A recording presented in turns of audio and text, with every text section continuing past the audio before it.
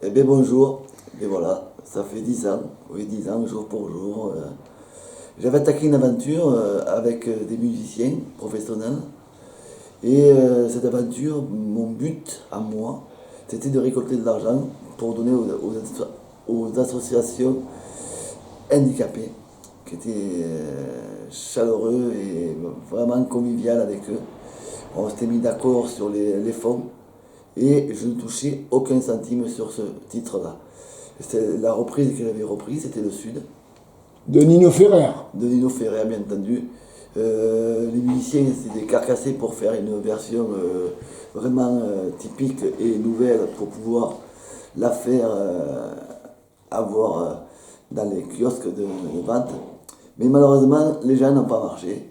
Et je prépare un autre titre, bon, que je ne vous dirai pas pour l'instant.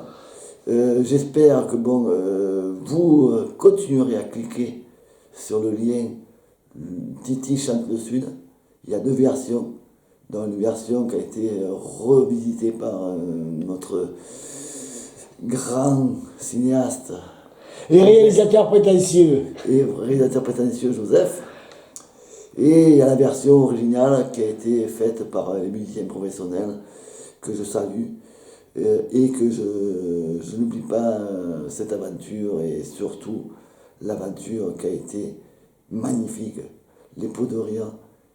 Et après, bon, voilà, quoi vous dire d'autre, ben, 10 ans ça va vite. Et 10 ans, c'est beaucoup de choses pour un titre qui a fait un flop, on va dire ça un flop. Hein. Mais bon, les clics continuent à se faire sur YouTube. Et la chanson est très belle quand même. Et La chanson est très belle. cette chanson, pourquoi le Sud? Parce que bon, le Sud de Nino Ferrer, ça a été un tube dans les années 70, il me semble. Et Nino Ferrer, c'est un très grand chanteur qui a fait pas mal de succès. Et c'était une chanson qui était pour moi la mieux. Et quand j'ai fait écouter ce titre-là à les associations handicapées, ils m'ont dit on marche avec vous. Et à l'époque, bon, les gens ne comprenaient pas pourquoi un titre de Nino Ferrer était repris par moi-même en étant amateur.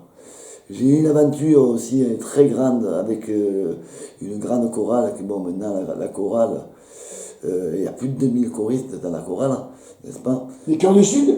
Le cœur du Sud, tout à fait. Je salue très très fort Franck Castellano qui est un grand ami et parmi tous les choristes qui sont mes amis aussi. Je pense que cette chorale va prendre de plus en plus d'ampleur. N'oubliez pas d'aller les voir en concert, c'est des concerts uniques, et rien que de l'émotion et des frissons qui vous montent vraiment partout.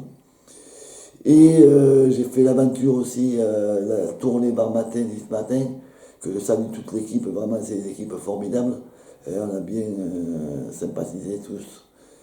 Et quoi vous dire d'autre, j'espère que vous et tout, vous-même et tout le monde qui sont branchés sur YouTube, faites un geste, cliquez sur Titi Chante le Sud. Ça, c'est pas pour moi, mesdames, messieurs. C'est pour les enfants handicapés, adultes handicapés, qui me tient à cœur. Cette reprise, c'est pour eux, tout simplement. Il y en a qui rigolent sur mon titre. Bon, les rires sont que des rires, mesdames, messieurs. Mais il y a une chose qui est très, très importante. Faites mieux ce que vous voyez. Après, on pourra juger l'artiste que je suis. Et l'artiste qui sont. Qui sont, je m'exprime. C'est-à-dire qu'il y a des artistes qui sont cachés dans l'ombre. Mais ils ne veulent pas chanter parce qu'ils ont peur d'affronter les planches. Mais les planches, mesdames, messieurs, c'est pas la peur.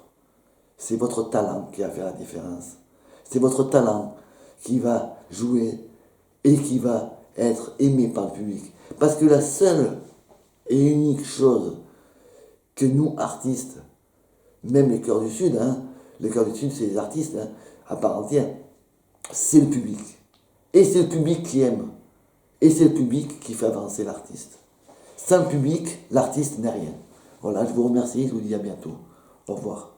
Et voilà.